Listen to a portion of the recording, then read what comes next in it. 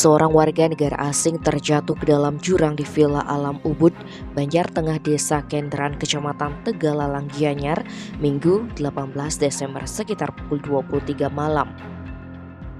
Informasi yang didapat koran ini menyebutkan, sebelum peristiwa naas itu terjadi, korban Anis Jacob, 37 tahun yang berasal dari negara Republik Seychelles, check-in di villa tersebut bersama pasangannya, Steffi Ambana Norah, 26 tahun, lalu menempati kamar Royal Astina II.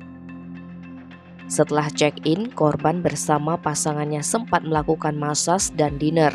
Kemudian sekitar pukul 21.45 mereka berenang di full room Royal Astina II yang lokasinya berada di bibir jurang. Naas saat bersandar di dinding pembatas kolam atau railing yang terbuat dari kayu, tiba-tiba railing tersebut roboh dan menyebabkan korban jungkling atau terjatuh ke jurang sedalam kurang lebih 25 meter. Setelah dilaporkan oleh pihak pengelola villa sekitar pukul 23.10 WITA, personel gabungan Polsek Tegalalang dan BPBD Gianyar langsung melakukan penanganan. Kabid Kedaruratan dan Logistik BPBD Gianyar, IGND Bia Presesta, menyatakan saat dievakuasi korban dalam keadaan selamat namun mengalami luka berat. Korban kemudian dilarikan ke RSU Kenak Media Mas Ubud dengan ambulan PMI.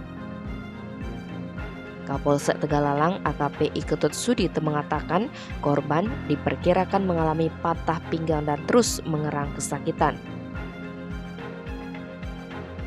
Tim Bali Express melaporkan.